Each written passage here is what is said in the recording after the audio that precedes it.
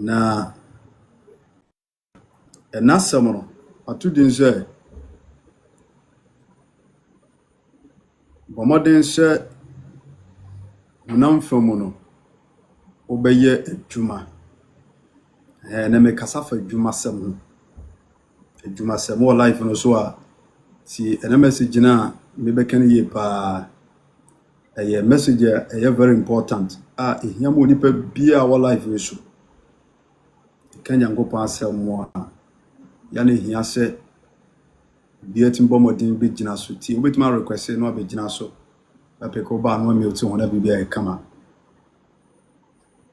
ene me no kasafa wonamu adwumasem work inu dingomo kakra bia fa ho ene so hwe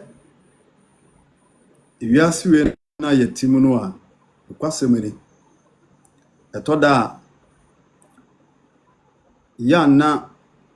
enipa bebrebe ade wonoma brabo edi agoro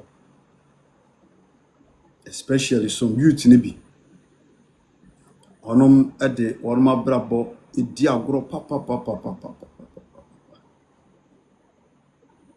na wiase we na yetimu no Onyankopon ene bo wiase anu ahihye bibia pepepe ede ato ode amaye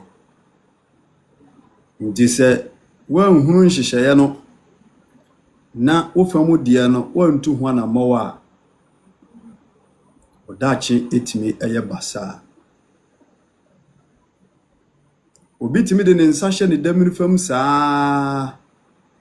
na odinani ato ni wofa biso wofa na babe boa me obenten ene be isi ama me mame mansa ene be isi ama me na odinani karikari enipa bi etoto ne ho adense se oya branche na our life so a ti ngomana me udini ebia na kura message ne bewa cause asem ne hiame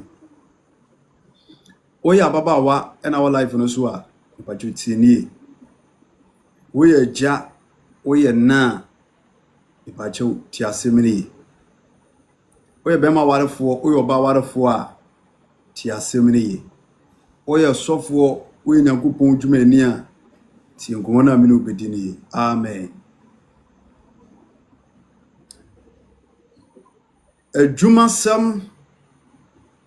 edi akotene kese pa ewo onipa dasani odada setena utimu endi se ewiase we na yetimu no se obetim na oyo adwen se obema kwadworo atowso na udu ani betu obi so a nipa betima ma onsesi form efrise dirika no ewiasu kakraka na eda ho no sei ahunyehia ne ahokire aba wiase jodo oni ato no so no ono so wo hawo bia wonamu dia wo hwe se bia ono na ebe so wasen amotima gina wona so no ono so wo amane bia o hia wiase ayeden wiase asetena ayeden papa se obeto aduane adi a eyisika obeto atade ne mpabo ahya eyisika mobile phones yokura ye ni data yokura no a data kura ya de enyina ba be hyiam e wo life we so no eyisika na ye de to so obehunu bibi na be ye wakono na obehia se enka adekoro no ba won kye a eyisika na ye de hwehwe akira kwai obeha adai etima kodem ama ho atowo a eyisika asetena mu dwumadie biada ekoso ewo nipa asetena mu bia no sika enimu a enye yi se Awurade amfa fie na yare bi bo se kinkirei ne adu kodru ayaresa bia doctor befa pen esikrata so no watworo nsem bi aguso o de ahew nsem o kan a enye yie hwentwire ni din no akyerew drosto bi sefa koho o mbe kyerew adekore o be kono yesi aduro nsusu nso ye boswa na wo ho ahya ase wo so no ani so nyina biriwu ni nyina yisika bema no oba te aware nyinsa ba betoto oba no ho niema nyina no sika na mberefo so kakasa bi se yankoti aduro mra ene ahabai brother sika megu onipa botom kwa ansana sika betimi abegu botom no yagopo asem no agese wusam mfifiri ye adwuma ansana sika abegu botom enti o Kristo ni no ogidi ni bia wo life so bia wo hwemi bia no ene futuo ene Kristo mu enkoma mi no die ne ye nkomo a ehia ye ni kwase obi ade enkomo no a na asem na mena mo kan edi agoro obe Kristo ni a adwuma asem hu hia every say Kristo asem hye ye say ye nya adwuma nti menu aba wo hwe me evu adwuma asem ni agoro menu aba ma mpacho wo hwe me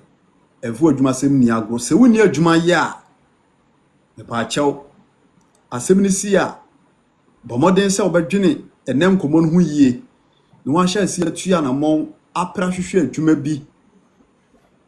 ayo se de be ya won soso wonam fam no wo hu ehia bebre amen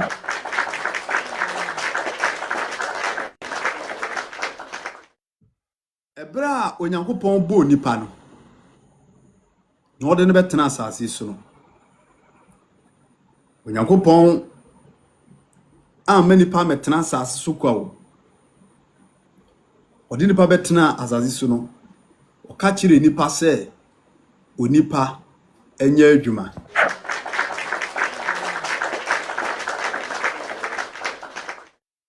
asem bia meka bia me gina tworo konko so na mi odi nkomo enti Genesis chapter 2 verse number 15 yanhwe asem edikaya twonsam no ekafa onipa asetena mu enenia esese woye Genesis chapter 2 verse number 15 ose na Awurade Nyankopɔn ede onipa no ekodua edi nturum ho se onno ho na onwen ho amen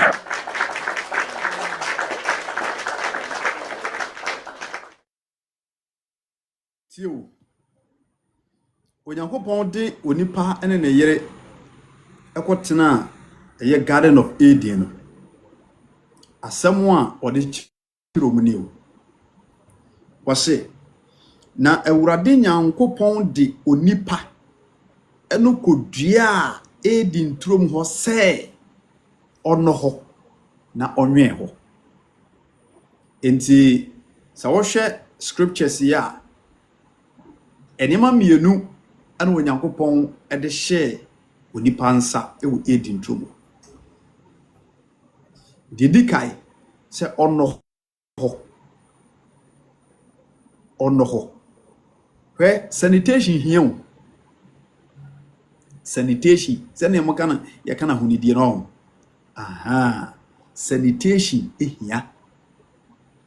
Onyankopɔn bo wiase kura wie ya oye ni bibia wie ye bibia hunu se ɛho te ɛyɛ kama no wɔde onipa kɔtena edi nturum ho no ɔka kyerɛ nse ɔno ho on keep ho tidy ono doho bebi a wote no ono doho ne ho nye hire yi. Hallelujah. You say me no kasafa adwuma sem ho. All life no so amentwam nko. You say nipa bebrebe di o mabrabo e di agro. Ghana youth ebinom obehye no nam street ne so saa cocaine ene wi ene kro ne bo abraba na wie ye beye basa eno no odi akire abraba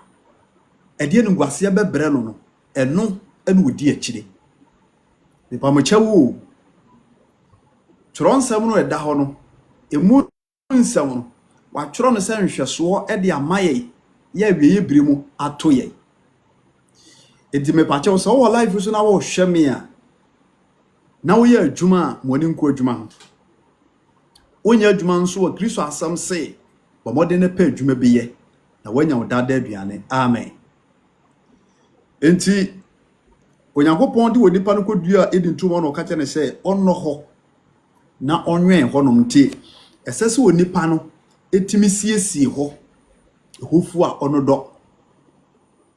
eno bae no omfa sekan kwen obefa so obe wontwitwa ho na eno bae ni ntime nso. Hallelujah. Obi ekuani etie kurase odokokofu kokofu se wodo na me pa che obebiri wantwitwamu a ntime nso se wodo kokofu na wantwa nkrampan a emfiri so a enya de se kokofu do betimi aso ebewi ase no na kuani eja sekan no ato ho ote radio so ote wireless ho ote TV ho no ahunu fonyini bi na etwagu ewu TV ne so mini odifu tutujagu ewie bremu odifu kese a masoro wo Ghana ye nwosra wo mabasa so mistake is a wunya bi sesi anade kotale wo kokofuom e de bi tale wadwuma ho a wo kokofuo ne wadwuma no ebeso doso ebewi ase na kuani na wagya ni kotokuru brantan na wode ato ho na abakuru kesim na aba odifu akwasi ata ho na abegye sticker na wode akotitale kokoo dua no sede be ya kokoo no betimi aso doso amene nya bia beze 85 bars of kokoo nji obegyina sade we so na wodi kokoo chese wodi kotitale wie a na abeda dem na wotwen se afe beson ama kokoo na so me pa che obedi dokono kwa ubedi wo dokono kwa efise enya sa na onyakopa asem wo hyehye ma ye enti se oye adwuma bi na wo pese koso ma wo a esese wo ti wani ehwe adwuma ni yie oso onyankopon de onipa no kodua a edi ntomo se ono ho na wonwen ho ono ho o life no so o hweme uradia to nsem amwatima ko ha dai kurukesie mo dai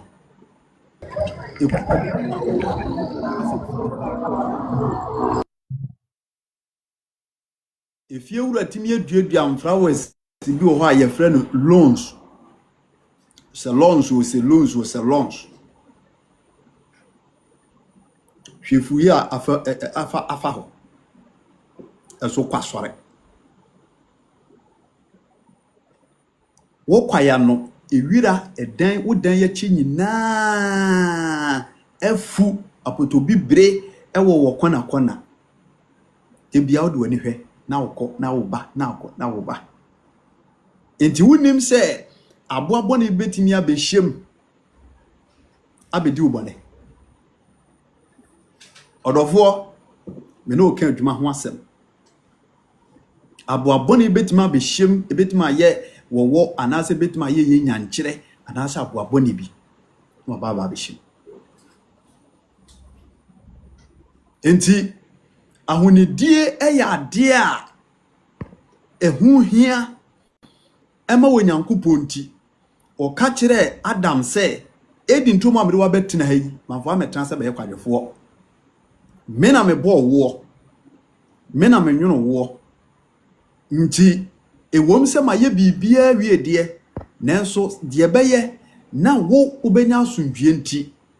me hyɛ wo sɛ dodɔ ha sei na wɛn ha amen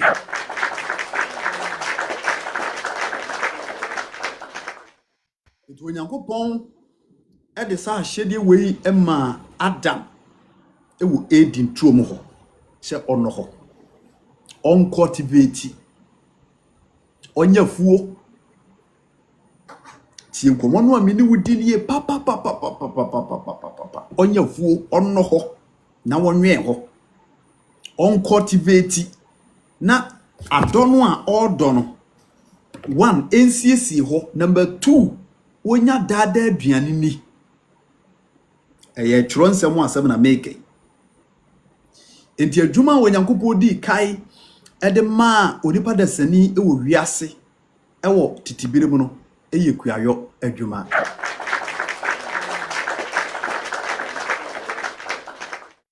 kuayɔ adwuma farming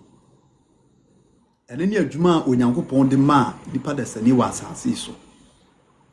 etu hwɛ wiase nyinaa wɔn mo yɛ kuayɔ paa no so hwɛ wiase a wɔn mo sika paa no dodo no ayɛ farmers esikafo wo wiase nyinaa ukase wo ko bia secret makwa kɔhwɛ a wɔyɛ farmer do wɔn de machines akɛseɛ ɛna cultivate hallelujah okɔ America ɛne other countries na wopɛ wo sika pa sikafo ne yɛ kuadwuma when you go to America any other foreign countries ni bia wo sika wo memu no wo nyina ye farmers wo ye farmers enso ne Ghana ha ensase na abu o ka kira brantie se onkodo a obeka kire o se unim nyansa abrantie bi hia baba wa bi na se o ka se dimachime ware wo yenko ekurase enkodo kokofo enkodo bayefuro enkodo banchifo a enya de so obedi wachi efire se ohunu se adwuma no eye tetefo ani nkurase yefo adwuma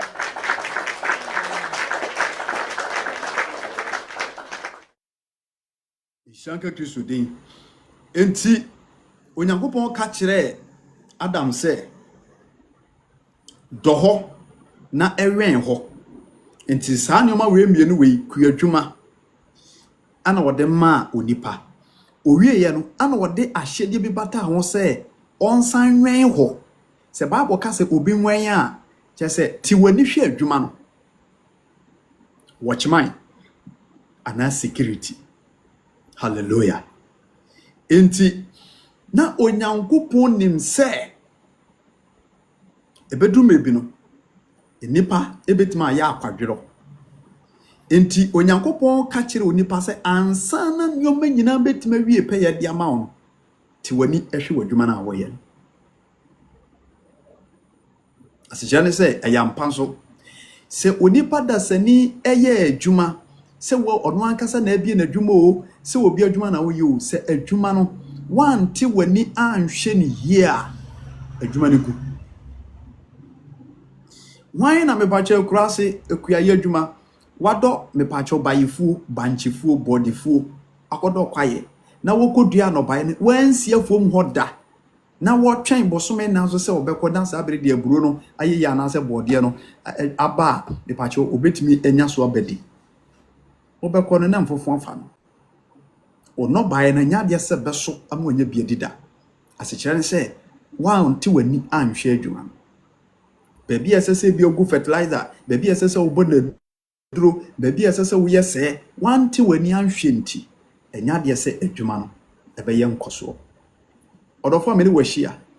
enne me ne wudi Kristo mu nkomo akɔhunhum so wo life so na wo ye adwuma ti wani hwe adwuma de se wonni adwuma bia so ya me na mawura Yesu Kristo mu afutuo so utofo se me pa kyɛw adwuma ye wate na ewiase we ne mu ayɛden emu ayɛden na se de bia wo se wo de wani betu obi so na nipa no ma 1 cedi ene 50 Ghana o kina 20 Ghana anase wo de asere waji we ho sika waji we ho sika obegigea se nipa ne eten a obekɔ ranso akosi o na betima sa akɔ gibiem okɔ obeka kire so oni bi ohu bɛyɛ hi obehu kɔ ompeke ebi so kura na nye sika sere na obesere o na adwen bɛyɛ ne sɛ asomesi kura de opasere dodo ofre mi obeji bibi eso ebi kura na nke ye different issue enti sade bɛyɛ na yɛn mu mu ase ana me pa akyɛw wo hu nkɔyɛ hi ɛwɔ afoforo enchenti ɛna me tufo ɛna na twi ɛfu adwumasɛm eni agoro yɛwɔ life yi so mom yɛmfi adwumasɛm eni agoro honamfo ma asɛm na me ne wo kan na ye Kristo mu ahyɛde ɛda hɔ na enya asɔfo nyina na bɛka enye wo bia ɛna de san kyerɛkyerɛ we bɛma wo hallelujah enti onyankopɔn ka kyerɛ onipa ɛwɔ edi ntomo sɛ ɔno hɔ no wɔnwɛn hɔ te wani hwɛ w'adwuma take good time of your work te wani hwɛ adwuma no obetime bia adwuma obie no fofora no wagya ma nkwara ne nkwara enkura nsusu nim adwuma no ɛho techniques bebree experience bebree no wagya ma ne nkura na nsafa na adwuma na gu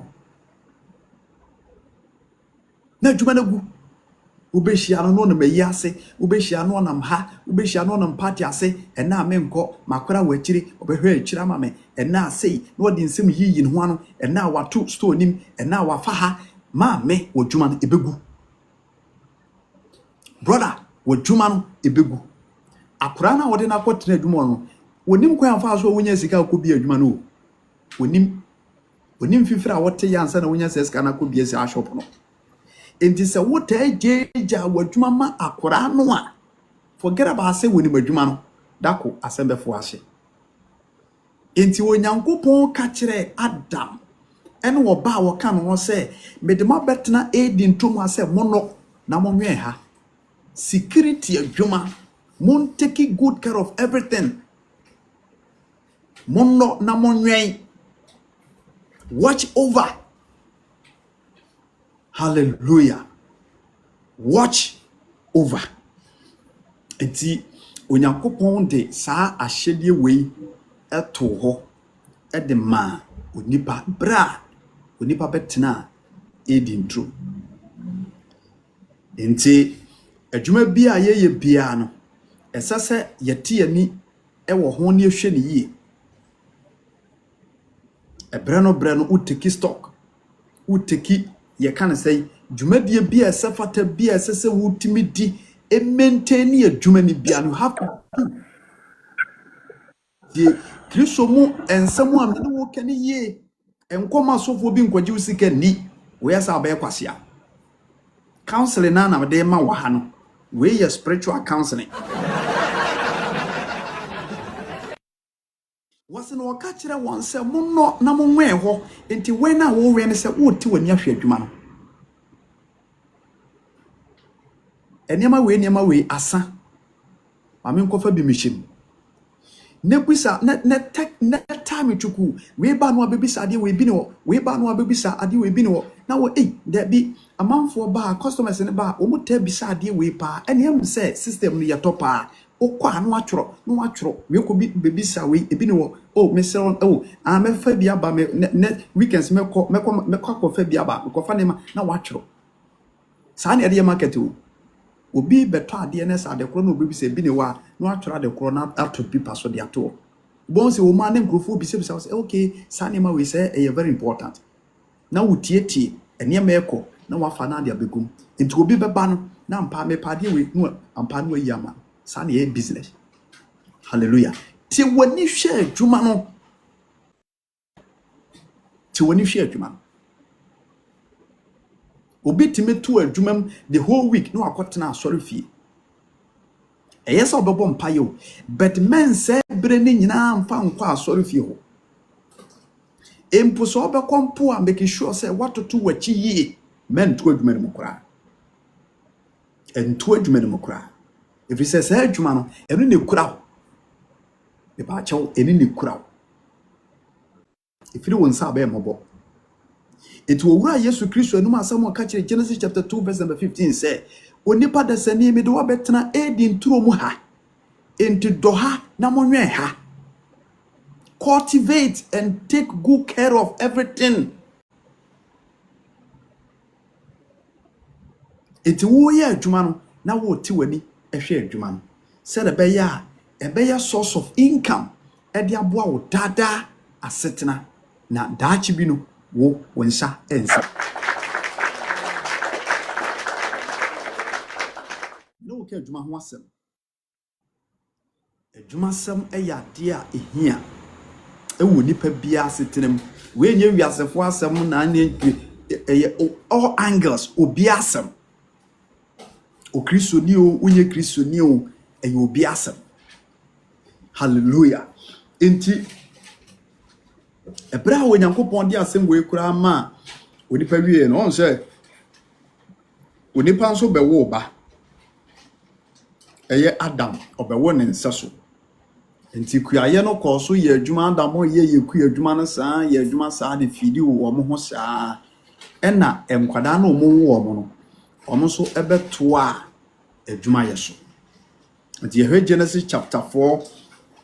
verse number 1 coming down one or say verse 3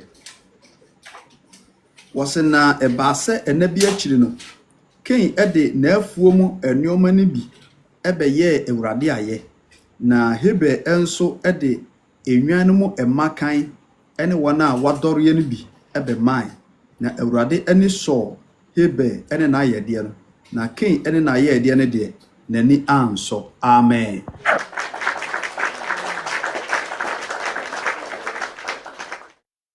Adam abewu nipa nensa so abati asfasase so emrantie na omono anase emrantie a yewo omono baaye no oma anya akwadwo oma nkase ye papa wo ajapade ye maame wo ajapade enti sa na ete de a ye de ensa hye ye damiri fam akai akire ye nsa gu yebo ye benenam ho sa akwa oma anya nsa nemom they try to do something with bribi omodo monsa ye adwuma Cain eni Hebel eye honam fam adwuma ade supporto wonom so dada asetena me say odofo me wo life so men tena sesa akwa we obi ka say na de obi aye ye pe nkwaje ama ye kra say we preach about salvation and down kwa na de we de na de hefa no de na mu man of God you abaye honam e pa chom nye honam o menye honam menye honam we enso ka Kristo adwuma no ho amen we enso ka Kristo adwuma wode ahye yensa no enso ho so obi anya adwuma ebeye den na watidi obi nya adwuma ebeye den kura ne yehia mu asori fie a me pa ache obibiri ye bo afode watima ko bi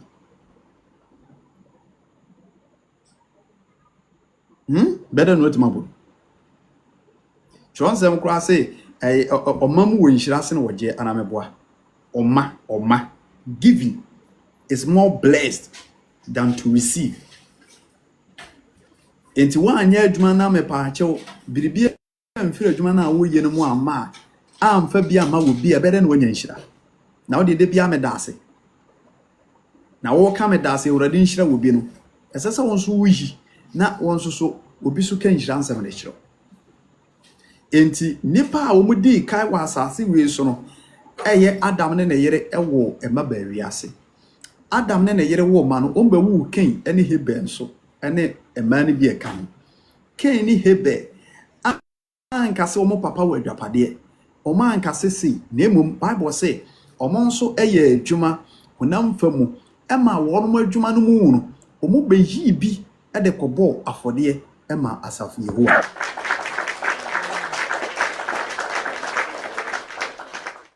de be ya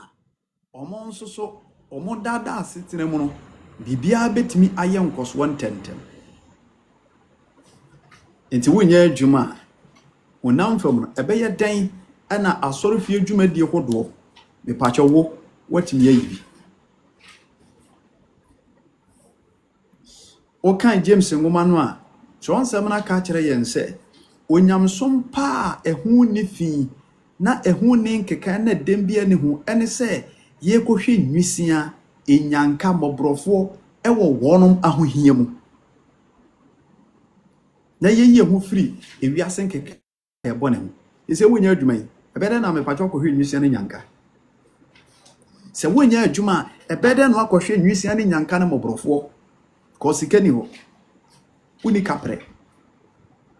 Matthew 25 verse number 31 come down was it me da fiasem be hwe me yare ye mo besra me ana ho ahwan se sikani wo ho a ebe den watimi atu sana mo se sikasem so yenya fira adwuma yeye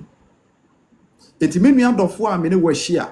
we ye Kristo mu afutuo nsem a me nam Kristo asem so etu oman ne nyinafo se wo life no so na wo ye adwuma me pa achew ahobrasiem chonsem ne kame momitim kame bia wa ha Kristo asem woni hwe di woni hwe adwuma ne ye woni adwuma bia nso ya bomoden tu anamon a ebeboa wo ama watimanya biribia ye na wonsa atimi akowa no obi nya adwuma ye mu no bema warafo a onya adwuma ebede na wo yere kurabu oba me pa achew wote ehonom ebia oba warefo anase oba kura bi kura wo ya baba wa woni bema bi nete wonye ho ade asem ka wo wonya adwumenti omuwu me ka no kura Kristo mu de akyerew enya de so obebu wo da omu wo da because won koma omu da ebusuya mo kura no saa na ye befa wo onya adwuma bia na na mfie saa enkutu dwuma ne yedobey wo fa ase no a wote kuru kesiye mu otwila nkuru sa waye yese cham eye bafia wo na yede betwi nkunwa wo na yede betwi nkunwa emfaso woni oso wo ne abeso ase koboba amane amana na ye wo saa up and down because kapri ni ho eno so nkyere ye nse yamfa kwati kwan so nko adunsifo ne malam ne akonfo nchen kwahwehwe moa ene etese de ode kantam fi akoto krono de na me pa achew court de achi anase magistrate de achi ena wo se be check saa ne man enti owura Yesu Kristo anum asam etu yemfo aka kire ye nse onipa bia wote asase wesu bia nanadwi woni mahia bia bomoden na eye adwuma mfa honam fama adwuma semani akro na hebe anything don't say ono ye adwuma ama adwuma no mfa so omunya free so no omu de bimpo ebebo afore ehye Kristo din enmanyi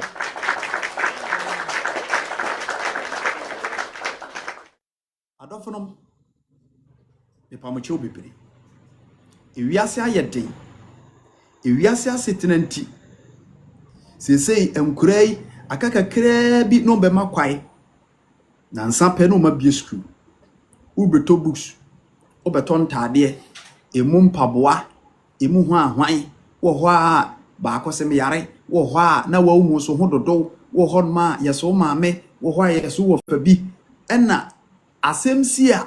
ye kan ya ne ye wonso wonyi nipa ye kan nyina sika ho asem ne ye kan obi ahwere ne maame obi akosie ne maame because of sika no nti obi asie ne kun because of ahokyire nti sika woni nti obi asie ne yere because of sika oni nti obi asie ne dofo bi because of sika oni nti me dofo Kristo mu afutuo na metu adofo no ye nyina ye ka ho bi enti se wo life so na wo hweme a na owo adwuma bi ya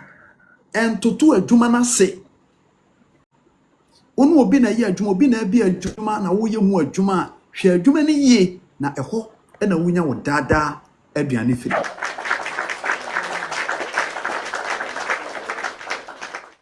enhwe ma adwuma ni mu Genesis chapter 2 verse number 15 ene ye kaaye no enhwe ma adwuma ni mu na nto store nim ento adwuma nim adaya na ye nto ade na oba baako week the whole week no wako tu debia ne de nipa twam debia ne enipa twa etwam enti se wototo adwuma na se ena makobie ekena maamia ebeye den ena nipa nya instinct bi se ene ye sabre kura mekokura na asesi wabio ene ma menkwe na menkopa ade nto so wototo adwuma mu a nipa no be hwe kura no wunye serious nya ade se obeboa anase ebe bibi be kana se omra kura na ebia omra mepe bibi wo honto rokoto se obi abie store obi adwuma nipa to aguso a na chese se nipa kron oye serious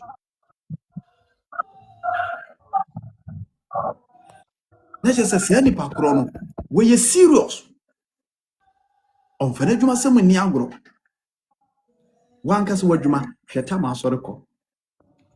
oboso okwa wonten ho nya adwuma no kokwasa bibi sade kura aso titire hu bi medofo meni odi nkuma fo adwuma sa be ba cho me dofi mute ho ma me why mute ho ma me dede wa akire mesrawo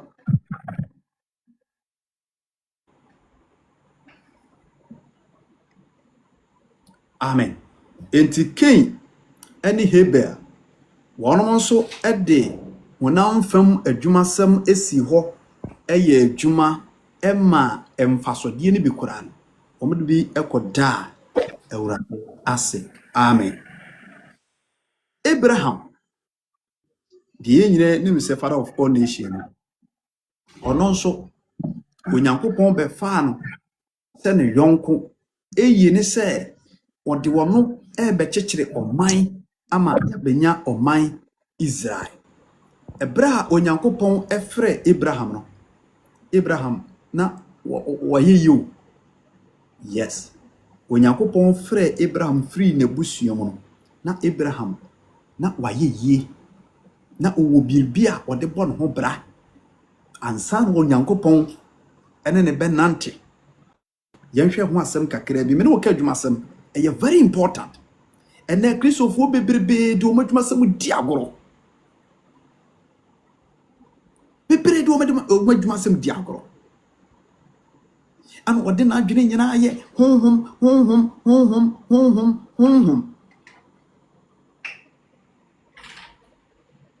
an what faako God first, God richly bless you. Good evening. What the na adwene nyina ye honhom enso ade bi wo hɔ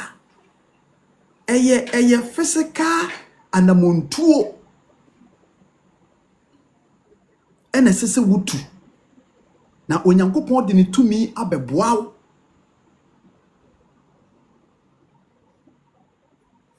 onyankopon de ne tumi abeboawo yenhwe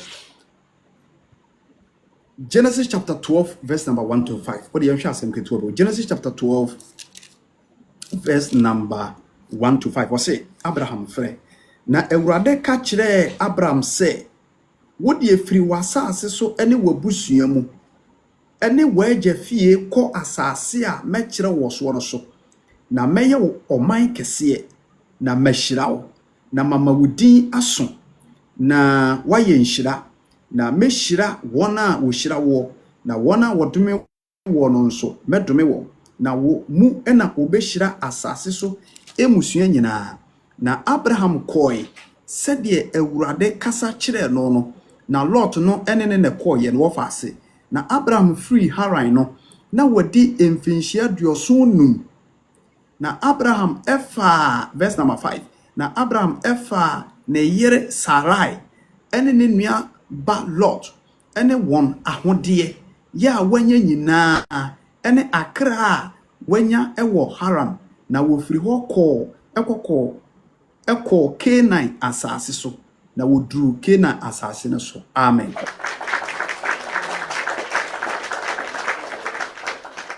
Hallelujah. Abraham ti wodin ana Awurade chusu ne se oman na wotimu no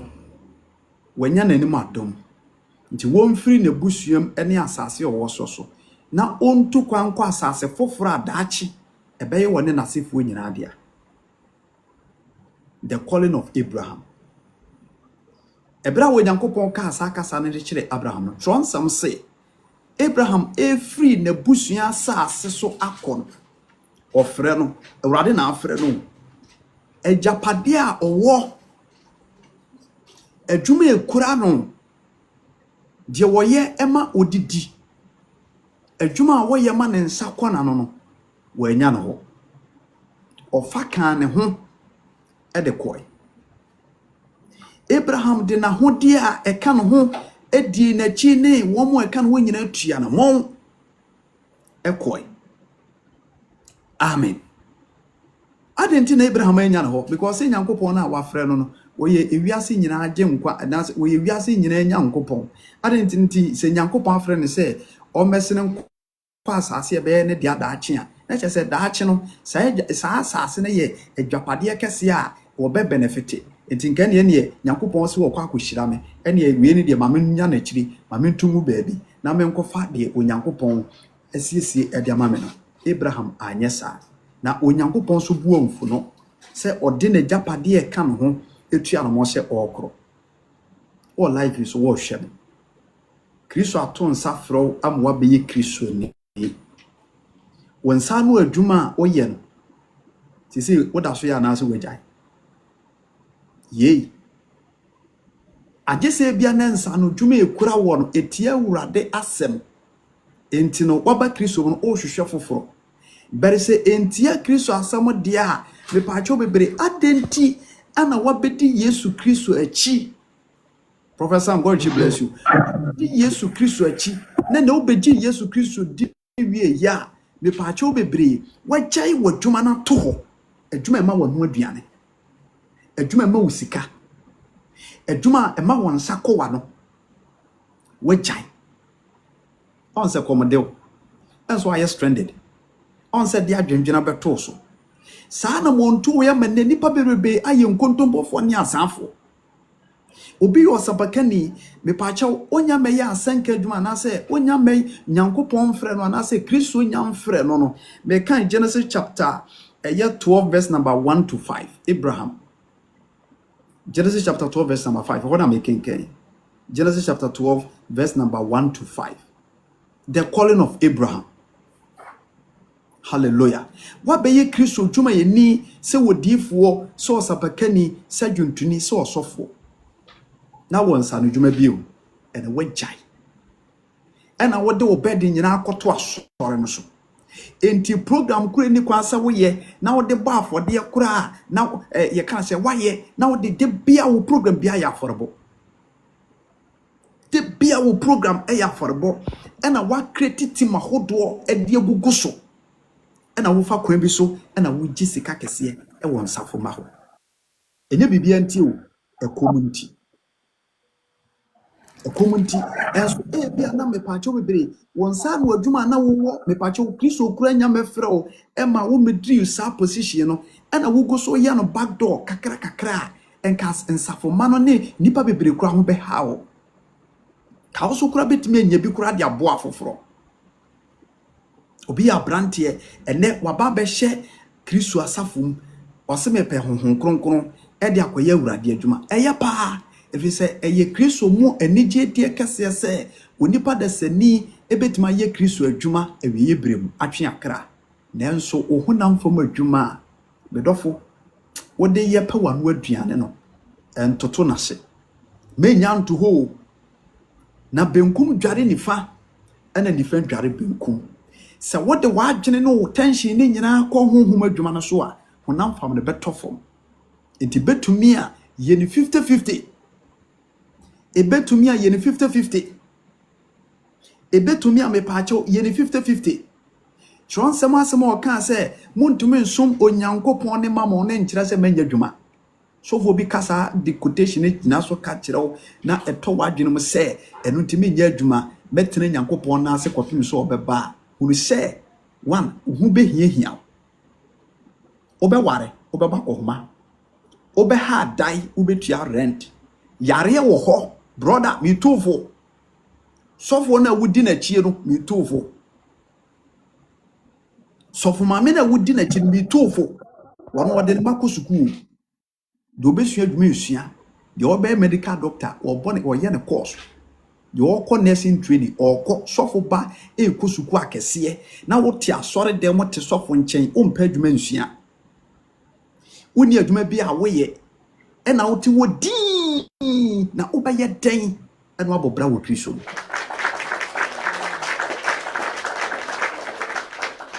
wasina onyankopon frɛ Abraham no na Abraham wo adwapade wo wahode na wo fani nyina edi bedi onyankopon bɔhye so sɛ okɔ hɔ asase a okɔ akɔyɛ so hɔho enti Abraham sanu adwuma eye emoayen eni kuayo adwuma na Abraham oyɛ no emoayen eni kuayo tronsam sɛ wanto wantwene wankase onyankopon afrɛ no obehira no enti ne hunam fam adwuma oyɛ a wɔde hwɛ na busua no ɔto atwene diama ne nipa bebrebe aya akromfo ene azan enie awurade afrɛ no na ne hunam fam adwuma oyɛ a ɛbɛkɔ na no na ɔto atwene baabi ɔse awurade afrɛ me de wɔyɛ de hwɛ na sitrem na ɔto atwene ebewi ase na aya azan ne nkontompo ene krono nketenkete de ɔde honkonkon twa nkontompo de ɔde adisam gye nkrofo nneema wosum ase wonim sɛ wo boaboa abufu anu aba wabrabo so o boaboa abufu anu aba wabrabo so onyankopon bo wiase no wɔde wonipa betena edinto no wɔse wo hye wonipa sɛ ɔno na wonwen cultivate and take good care of the farming enti bodwuma na wo yɛ no ho ban fampa bote akire na wo yɛ ne saa ubenya bia dide bia na wanya bi nso aboa foforo eti Abraham onyankopon frɛ no no na ɔwɔ ne nsa no adwuma a ɔde enam ɛna ahode ɛka ho no ɔfae ɛna ɔde kɔe nti ete sɛ de me no bi enu awurade afrɛ wafrɛ ye nyina bɛyɛ Kristofo ne wɔ life yi so enti wo nsa no adwuma ɔyɛ entoto na se fa ka Kristo adwuma no edebi wo hodoma esese okɔ awurade fie kɔ bompae a eno no wo ho enye adwuma no so saa running a shift eyese wo ho akɔ bompae ema wo adwuma no timi ye nkoso menka se mento asorim bet mo ni na ho na hwe adwuma no ye ma woni na ho na hwe wo adwuma ye na de beye na mepaachew bebre ye dada sitrem eni Kristo aye abedi na chie no enwiwi ene eniema bi nhye so ngurusu ntinam na odi sankomo we ene depa bebrebe titu ne boys and girls no bebrebe wo mompa abo enya adwuma nyina efri sa ne ma we enwiwi emrantie bebrebe empeso mu beye adwuma emrantie bebrebe empeso mu beye adwuma what was baba what was from Monday to Friday no okoba wanam asori wi no okwa no oto dwom shabu no oto dwom no ofa no yese abrantie difo hwan sempakani dwuntuni dwumayini no onso firi ha empabo no okowi ade ache no ahyehye ne saa winyinimu ene de so nware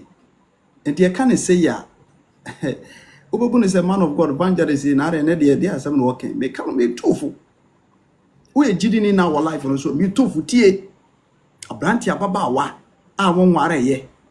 we ye Kristo mu dwumayeni ene de na wona sa nkwa na wote yama wa 30 Ghana 50 Ghana meboa akoye program the whole week na nyina no na we meboa yama oska kesi a 300 cedis 200 cedis 500 cedis ye the amount na waba ene ya wo nware ye ne de uni problem na ebedrum re bia mo ha dai ebedrum re bia ma edu certain point bi say afi de wuntimi ntena biem esese o ware ene oba ho ade ye na fomo me ka no prache o ene fridge kreto ne sei wo ye nkonwa gu dem esen oba ne ho ade ye nuane kura wo be ye fie de ne aso de mu nuane daku ene ne makra no enafo enti se wan firi sa brei antoto ne mayie na wo de wani koto obi so wo de wani koto obenten so na adwuma bi wampa bi ensua anase wampa adwuma bi anya ebeboa wo dada setena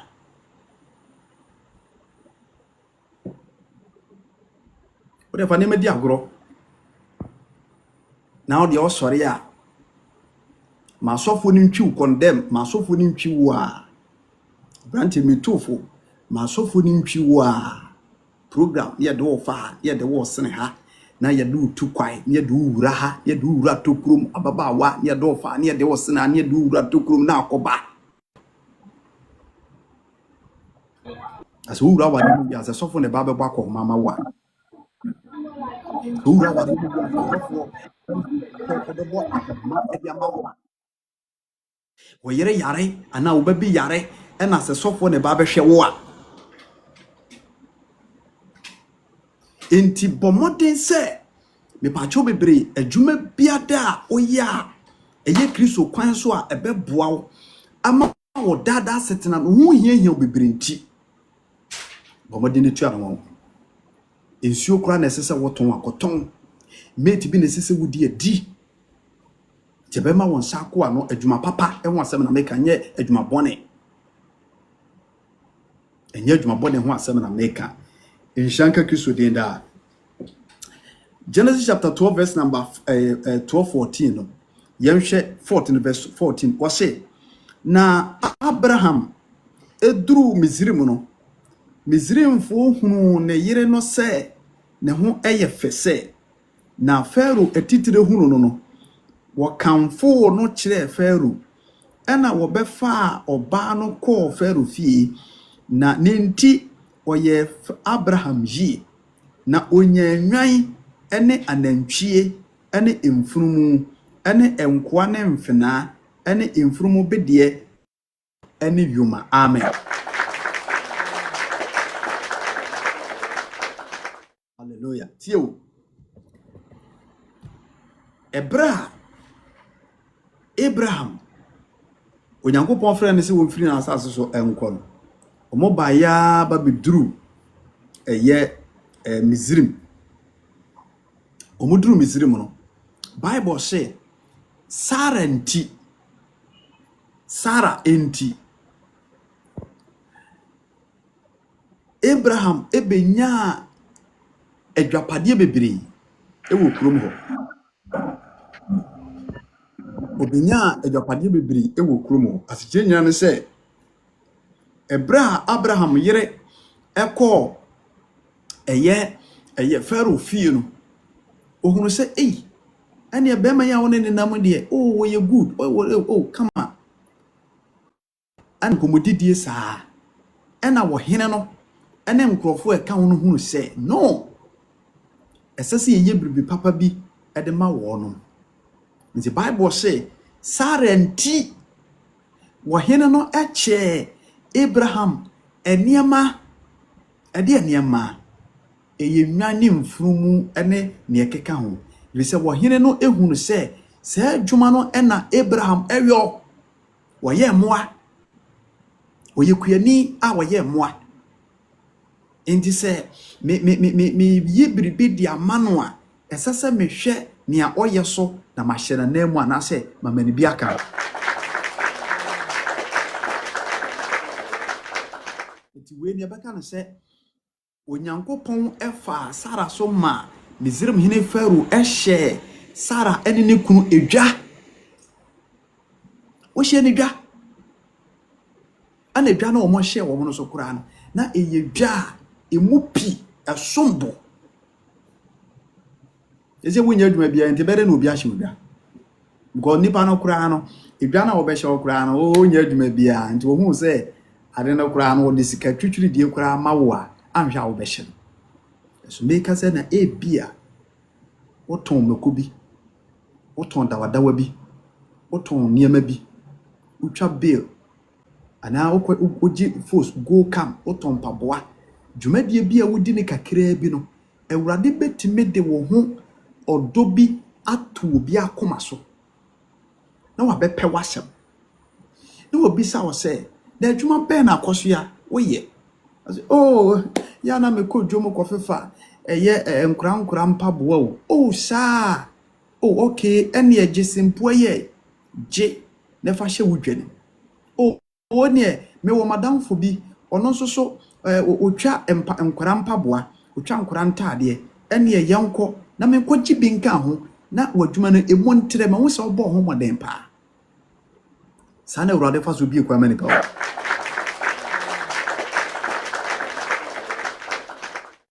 sana Ewurade fa so bi kwa manipa Chron samno kenken wose Ewurade nsam hyere na mu nipa ye odefo nya sana chron kan Ewurade nyankrompo nsam na mu nipa eye odefo onfa bradwuma bi nka ho enti se onyankopon nsam na mu nipa ye odefo a onyankopon so hyira wo bi a wode fa biribi so wode fa biribi so enti ebra yete ase ye ko asori fia hodo mo bo mpa ese Ewurade mie kwan hyira ye na wo mie kwan hyira ye ede na Ewurade fa so de hyira ede aso wo hwe so ede hyira na ba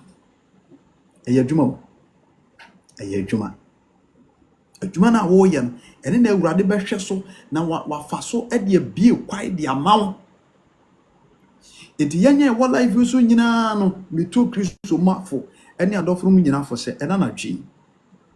ene e benada misiraw emfa won sa no adwuma eni ankoro emfa won sa no adwuma eni ankoro uni bia pebi entena se emfa won sa nhye odafam saa na ade se nyina no hwemfi a wadi o wo life ro so hwemfi a wadi hwemfi a wo sesie ne hwe yes aka wanim eti wo betena wo se saa wonya adwuma bia ana adwuma kura wo ye so kura no wo mfa bi nsie sika wonya obo ma wo mfa bi kura nsie na ototo na se prima asem wonya ya hantuma wo di enempene de wo kyena mpene de penifo se ahohine nti ana ya na ye jamo were sere be ya ahohine ne ba ye de ensa ebititi ti ye kan nyina udidi a fa bisie adofonom Kristo Yesu hye yense ma ye ntoto ye dwuma se enti adwuma bia wo ye bia ne se enko so kora na wo fom a empire ne ye bo de sere Ewurade hye obema ensa no adwuma na ayeye wo kan Psalm 90 wa choro verse number 17 Psalm 90 verse number 17 wo se ma yensa no adwuma enye ye enti yensa no adwuma no se beye ya man a ye bompa ye kire Ewurade afi ye de dada na montuo ene akomapa ne adwene pa aye ho adwuma yakwa Ewurade fi akobompa ye se Ewurade me yensa no adwuma nye ye na won so wo te wani ahwe adwuma no take good care ti wani hwe adwuma no customer ba hunu se de obesi ne na kasa yi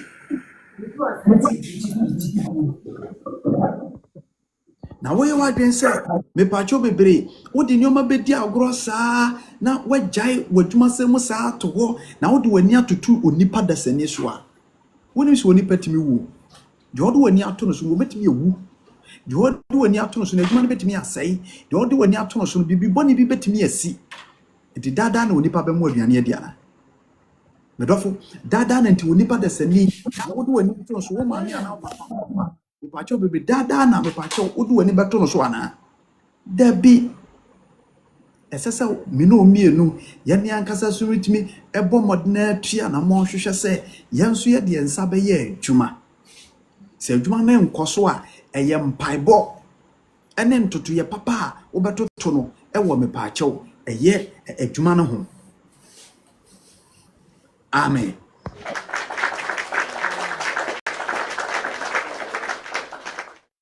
The Bible say Sarenti Onyankopon efa eye Pharaoh so ema Abraham nom omunya ahodie pi ohene ne hye won mu dwa ema de omye bia nso eye nkoso inshanka Kristo den da. Amen. Afi yanhwe eye Genesis chapter 27 verse number 26. Eye Isaac enso so yanhwe ono so aside. Isaac ushira eye Jacob. Genesis chapter 27 verse number 26. Was it na naija Isaac catch kire no say twipini me na befima no me ba na otwipini ekofe na no na ohia na atade mu hwa etie ana ohira no say hwe me ba hu hwa etise afuo a awurade ahira so mu ehwa onyankopon ema osuru bosuo ene asase srade bi ne aburo ene nsapi aman ensomo na enkrofo enkoto ye wunuanom so wira ne ma wona ema enkoto na wadome wona wadome wo na wahira wona wahira wo. Amen.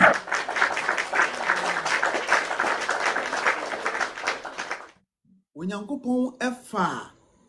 eye Isaac so esiesi enhira bi eto ho a se de nyina ne mabasem no na enkaye Esau enhira nanso Esau amen ni ana ho ama enhira no ekodi eye Isaac Jacob ensem entene papa ebie na no aka enhira nsem de ato eye Jacob so.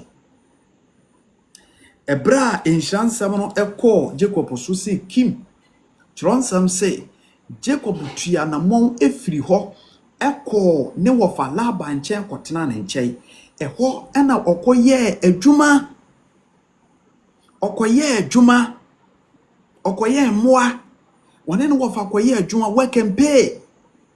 na esan se yaka nhiransem bi ato na brabo sunti Bible say eho na Jacob enhira nyina free ya eba ya o free eye ne wofa Laban nchen no na wo ahodie bebre.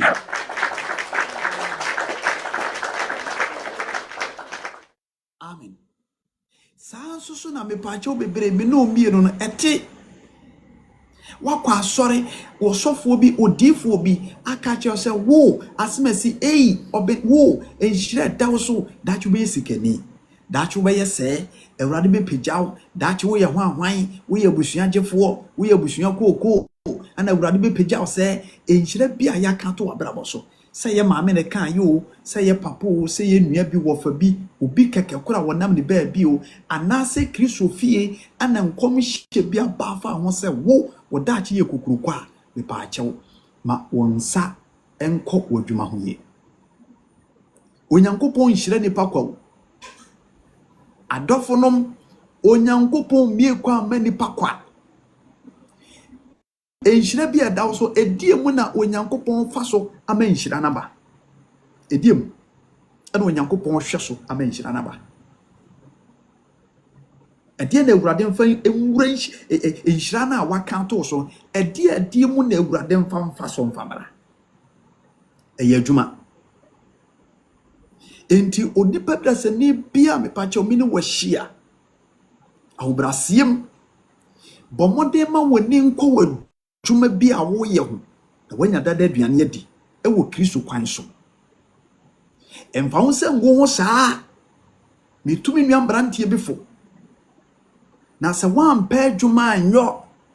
na wodada setena no ahuyehia bia mfiri wo so a ena de kro no ne azan nkontopo ba na no kra be rule so respect ofa afo ana wo sresrade ofa afo ana wo sresrade e bia da na wo fa fo afre no fre de pakura na dwo woni se wo besre na de so bi kra na wo how be problem bi number na wa ignore call it wodofo we a message ho hia se nke nipa mpempempempem be gina so nanso enne enipa epe quick e kana say kansem bi kire me hyemenkom na ode niam edi agoro ode niam edi agoro na dikidikidi bo ma esese wonya nimde ne nyansa wo ho na ode tuturu niam ayem na afi ko wiase na akotue sika twitwiri die ama wo bi na wadi ne kwa paso obi amaso medjuma ne gu medjuma ne nkoso so papa odi hwehwem na ho ahwan tambe na asoro kwa adwuma tambe na asoro kwa adwuma kwa be fa na ofa so wonde customers relate na bede na adwuma ne ngu opamade obi de adwuma brewa na watoto nase opamade obi de adwuma brewa na wa hye ne da eda ne beduro no onsam ofrewa wonfa na wasa abonahim na wo bia mfa adwuma mrewa anya enye wa na wa ye sa mistake no wa na wa ye mistake ti woni hwe adwuma no wa ye adwuma no wagya no odi nkomo Messi ni wakọ site adwuma bredu obekasa saa at the end of the day na adwuma sese wo ye no antima anye obi ane asa ken sika gurugoto esa next time bia na adwuma wura no fa adwuma ne ma eti adofonom me na wo kasa fa adwuma sem obi a wo life so bia wotie me bia no eye Yesu Kristo mu afuto kese a me de ma adofonom nyina so kwa asore se wo kwa asore modern na hwehwe Kristo mu adwuma paye wate na won setimi akọwa no na obesire wo mobrofo obesire wo a wanya bia ma no na won so wakọ aduane watimi atodi obi fun a wafo nyina ni koma yi nka wanyina se wonya na kọ aduane ni wonya na kọ aduane ni obi koto bibi kakra bi na nani abre na asmese de na ese we say sikadie masa ska wo boto man ka akran ka be ya chensa we Kristo na ka be ya chensa na say we say sikadie na say we say sikadie na say we say sikadie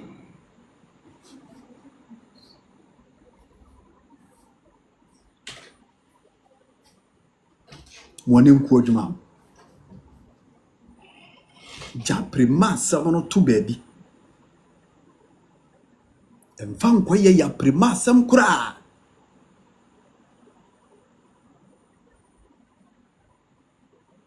hallelujah wasi na eba se Jacob aji nhira no oko ne wofa nchen kwaye adwumaden ansana wo nyankopon efa so bi kwade amano so akwa asore ma sofo bi ahye onkom se daachi be yi a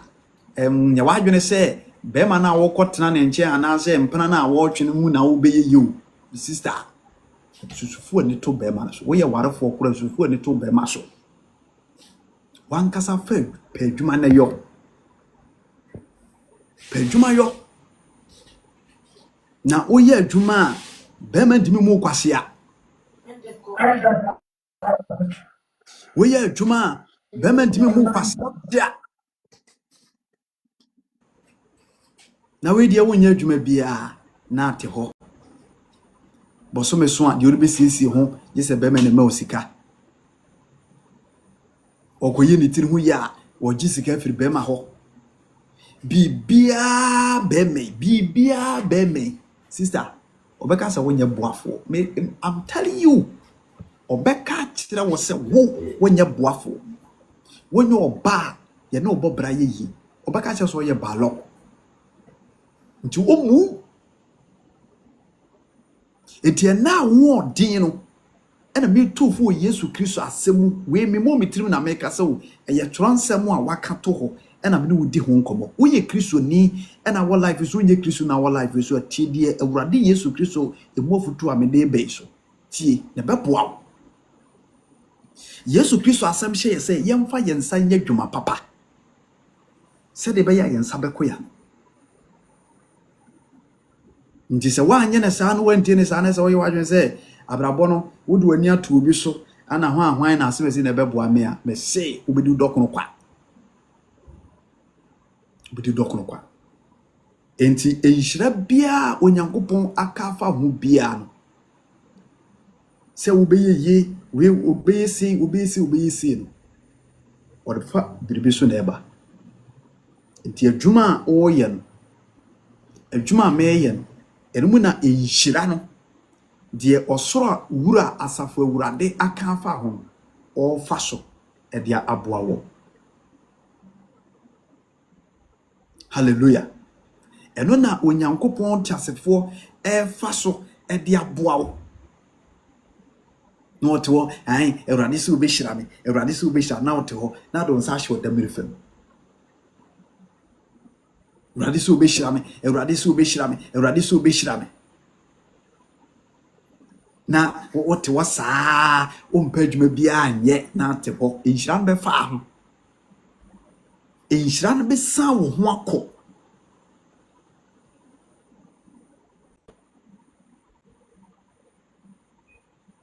amen verse number Genesis chapter 32 verse number 9 mamen kan sem kakra bi so Genesis chapter 32 verse number 9 wase na Jacob eka se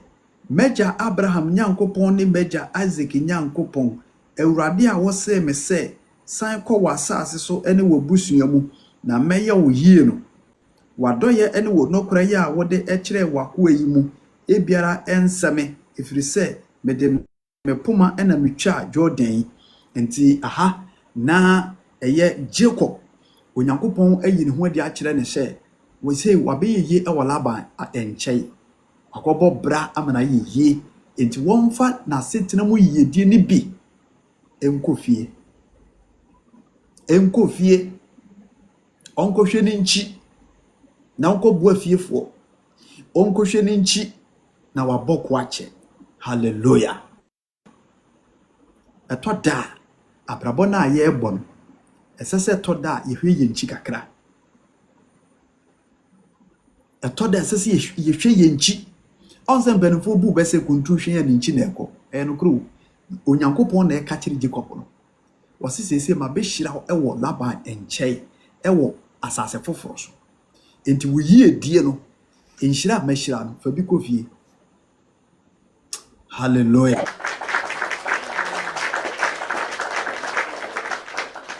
wasi enhira ma hira no fa bi kofie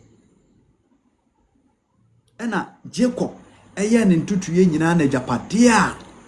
onya no wo Laban enchei na hohotena bia nyina mu no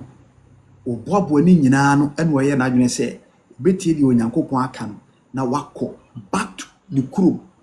na asase so nti hwan wakai se ninua eye iso ono a obu ni kwasea no anhwa obekuno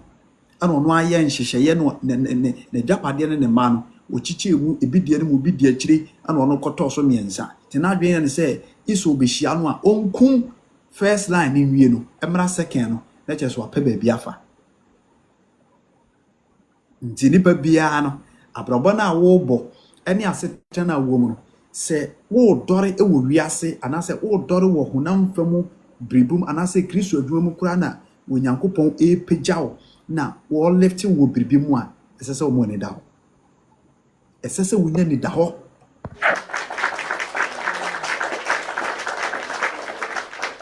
because wo peja mu no bonsam anase nipa betima di wone Jacob enya ni da wo dwene se anhwa na ne nua no woni ne kokohia wakuno ana wo ye nhihye bi to eti woni pa bia no se wo dore ana wo peja ana se wo konkai na woni mu banyam na wo so aba bebriba se wa ama wani ana ho a nipa da se ni betima sa abre wase nipa dasani betima asa abofom enti wadwuma na wo ye ni nyina na said Genesis chapter 2 verse number 15 kind esesa wo sa nya ni da ho ma wani na ho wadidiem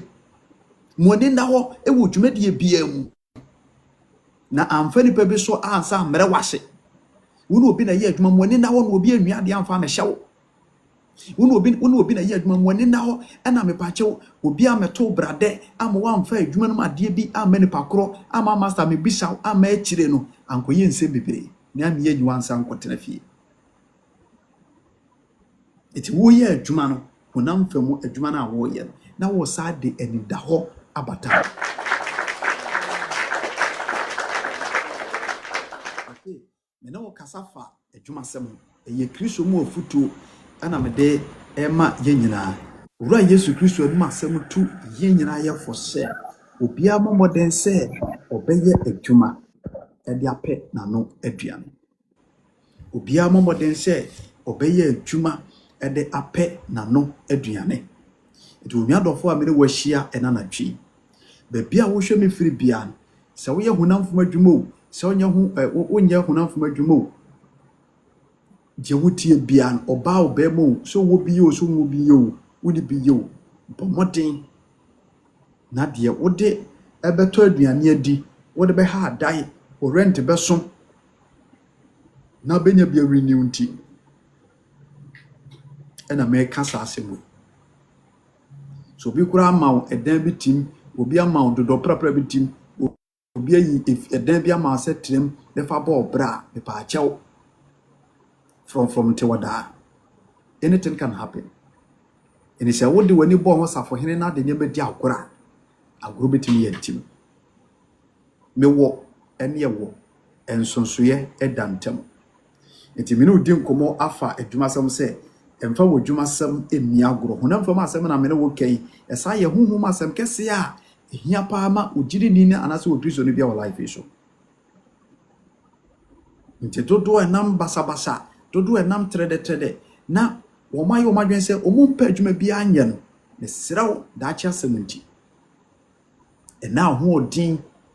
enam street ne so saa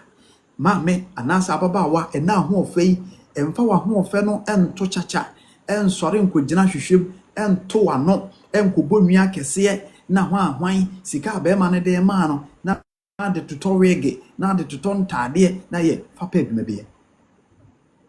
se ma ho ntade akura de bu ma ho ne makura de wo tu bi online na wo post bi gu status na ya de saa de bia benya aduane adi find something to do amen what's it Genesis chapter 32 verse number 9 verse number 9 makan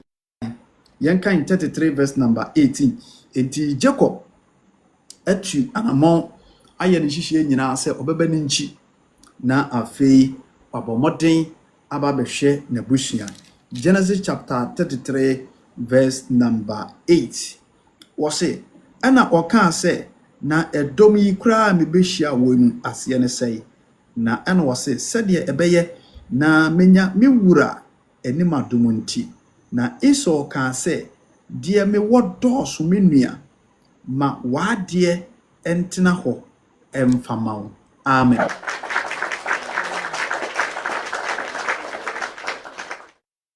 ana Jacob se debi mesrew se menya wanim adom de a je maye de a ewo mensam yi na wanim a mahu ti sania obi ahuru onyankopon efri se wani asome mesrew je enhira wode abre woyi efri se onyankopon adome na mewo ade nyina na ohye no ema na eje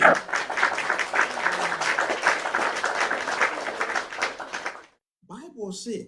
ebra eye Esau ene Jacob ekohyiaye no onyankopon kohira Jacob through adwuma okoyeyim onse ne papa ka kire de se osuru bosuo a ema no ba yeye enhwemu wo so obeye nhira obeye se eye kasa wo ne papa enom kasa o ka de to ne ba bra boso eye adwuma ene nipa bi ono a omu mo hwehwehwehwehwe ohu panima no kasatia no odini maami atem odini wofatem odini se watem keka na dwene basabasa ene mrantie no mababa abadodo ono amu hwehwe me de se nyo na atoma me nipa won toma me ni de wona wanyo na ahwe me nti metima keka ma dwan kyerɛ maame sister be extra careful na anu edi nkyini di mako ye de hyira saa de dome endi se me no mienu anhwe yie na se obi bie na no ka no me sem bi to ya brabo so a ebetimi aye adwuma tia wa brabo sanso no obi kan hiransam kyerɛ wo a ebetimi abam ama wodi wani ehu enti abra Isaac ehira Jacob no okọ ne wofa nkyɛn okoye adwuma ma nhira ne timi ye adwuma nhira ne baamu onyankopɔn nhira ne fa adwuma Jacob koye no so ema obedi yie enti abra oba ne nchi ene abusua behia owura no ana nhira ne ne dia me paache obebre eniema nkoyi ama no Bible kura se ono de no mensem ne kato ne so no mensem ene kato eye Esau so nanso adwumaden ne yeden ne akokoduro adwumaden ne yeden ne akokoduro Esau etime kɔbɔ ne hommɔden ema atwerɔnsam se afi wono so beyiye wono so bedi yie enkonua na da no so ye no me enkonua ye wo hia buburo ye asese nkosom Jacob no twerɔnsam se ne hommɔden ma obɔ yenti wo ye enkonua ne fire no so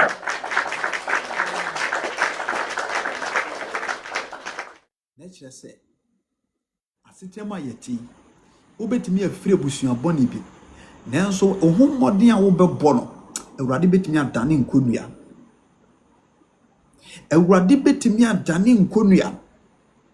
enti nkogina baabi nka nkyerɛ ho sɛ meyɛ adwuma enye yie yabom dwetire baako ahye na wate atena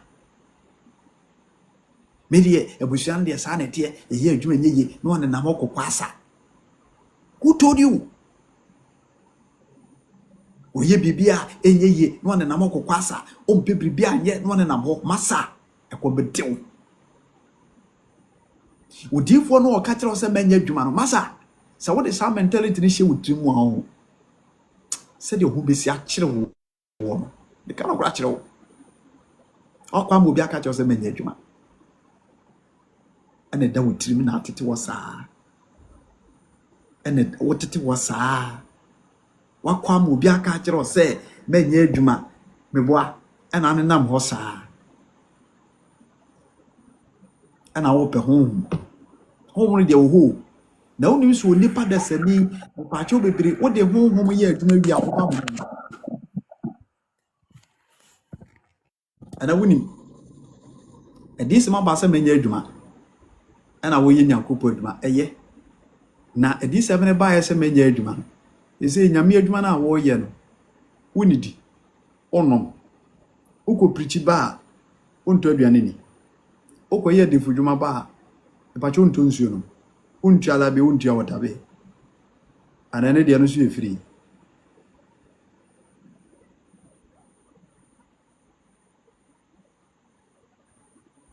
Awurade Nyankopɔn ne bie kwa amanipa bo nipa nanso obia ne nyina so ne no ba bia Awurade ahyehye de ama no enti Abraham te sɛ ye nea ebra Onyankopɔn frɛ no wanto ne nsa no adwuma nto antwene Oye Nyankopɔn differ, you can find something to do with the attachment. Nya attachment te ka wadwuma, nyame adwuma no ho. Minu adwuma ni pe attachment bi ka nyame adwuma na wo ye no ho. Wa ware ye no oda cha asem ti na meka sa. Na ho kire wo na se woni bi na afi na wo kobɔ sofo amane se ho kire wo. Ni ya besi nkunwa asema sese ne daka so yane na na wanti anya ndai na wo bia e bi kura nka ontimi nkasa wani mfeseka no be kire na adwen e wo abrabo ye ma ne se di e dɔɔso sese wotimi kope bi ka ho ye ntimi mfa no ho ka nyina na obi beka 7 kwasa asema kire Woyere yare na afi obi be kan kwasa sama kyerɛw na afa no hospital na to we na hospital bi wa ha wo mu die dross wo mu no ye pa enso no nyi wansi de kura ma fa ho adwene ma adwene am Kristo mu afu tu ya me de man ehia ne pebiribi bata wa bra bo ho na Kristo adwuma no ye hia mu na wo ya wo so wa nto sini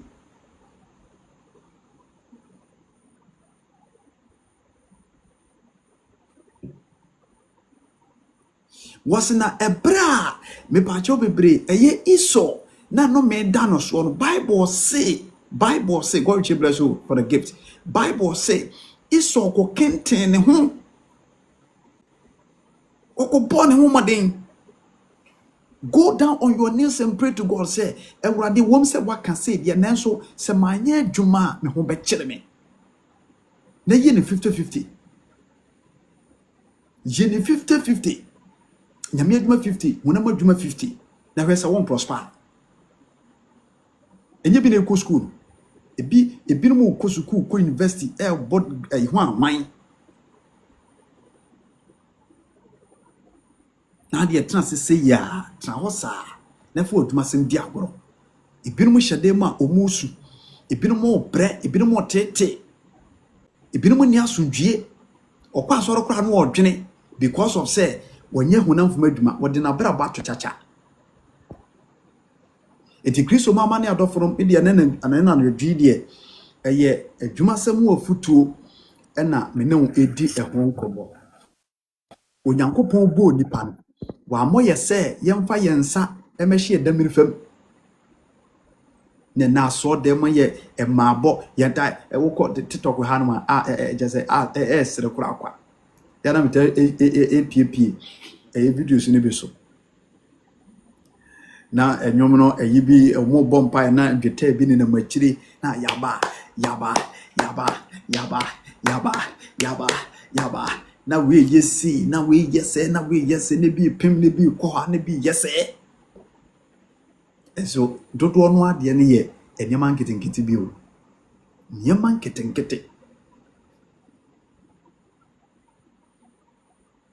nketenkete edimedi Kristo mama ene adofono dodo wa life su bia wo bia wa wo ye adwuma bia no fo adwuma ni agoro wonya adwuma so na wo pe bia mpaebo esese wo yero bom pae na said Psalm 17 kai no minim se onyankopon tasefo de ne tumi beboa ama won so adwuma na atimi agina yie ama watima kwaba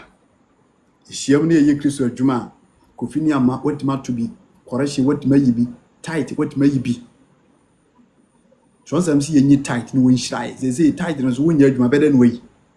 Dion se basa de bia na otodin o. De bia na otodin. Tight no wose ye yi a obehyirai. Wo so nya adwuma, beden wetima yi tight no bia ma yihira na dos.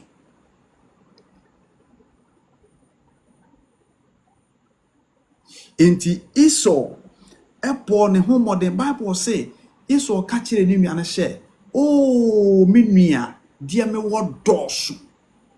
Enti ma wade ensango eye denti na Esau timi kan sa akasa eye modern ma okoboy born home modern brofum ya say there is no harm in trying or born home modern Esau born home modern mame born ho so na yi bribi fata be menachi na wodokora nwie peye wo awade ni my brother born ho so na ye bribi fata oba na chi. Don't focus on oba na adwuma wo ye ne sika wo de baso. Where's a big mistake? We jai bibia abo oba na so na oba na ebre otua fees wo rent wo de sika e ba akohoma e be de na oba no kura wo bu. On fa respect now because if you know what is go oba ye boss mama no. Oba ye boss onya adwuma bia. Enti ye dada setena na monto a ye tu ne ye koba. Se we nyamso mpa firi hɔ a bo ho modern se obeye adwuma de apɛwa no aduane ɛyɛ simple tronsem ka ho asɛm enti yɛne a yɛhyia agidefo akristofoɔ dodo a dani da nyina no ye behia mu di nkomo eye platform so wo Kristo asem no epa mo chew we ye Kristo mu afutu a mene mo edi se obi a wo life so bia no bomoden se on fa wo dwuma sem eni agro adwuma sem ye adwuma pa ho asem na America enye wo mo bo ahya wo enye wo mo a wo ebo ahya wo de hwe wo masetrem asem adwuma papa ho asem na America bomoden hwe bi akira kwai na Awurade di ne tumi ama wafefe ama wanya nyina so wa brabom enye de bia na sese okwa abosia bo enye de bia na obekwa asere obeha adai obedidi obetua rent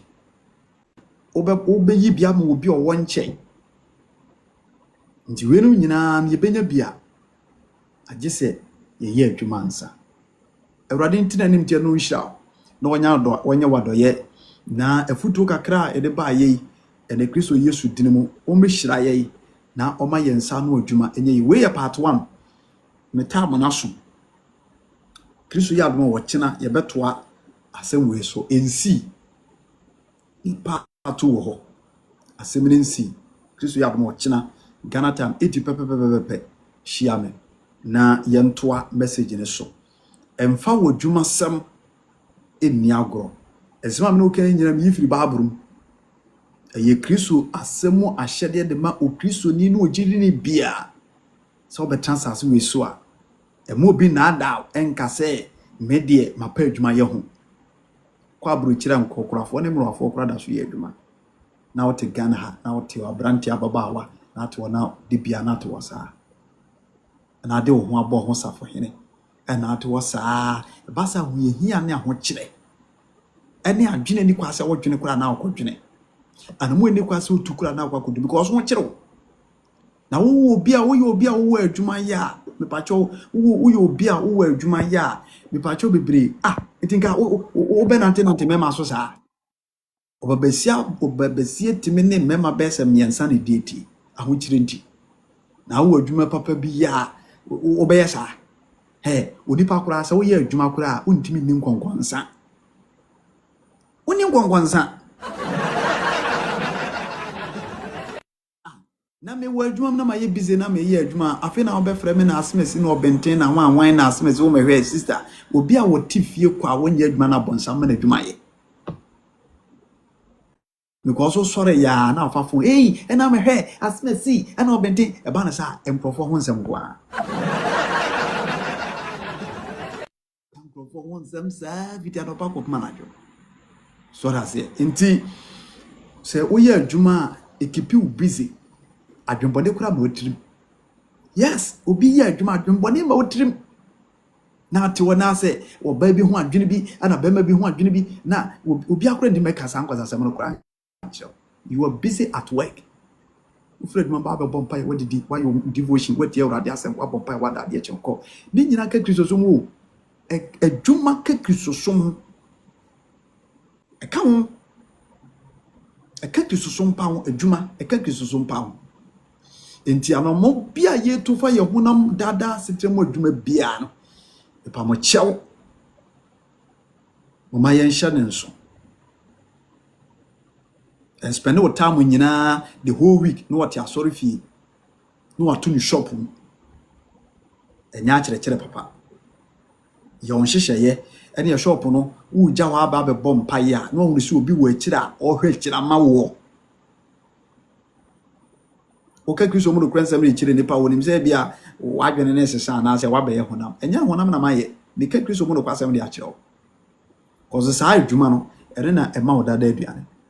bom paye kakra na adwuma kakra bom paye kakra adwuma kakra saa ne yedete Awurade nsha no ntene dem enkyire ye nyina salvation a wadwuma die ne anadwe uti ye efiri ye man of God evangelist David ho Kristo ya doma o kina metam na ye aye time and as me brand na be o kina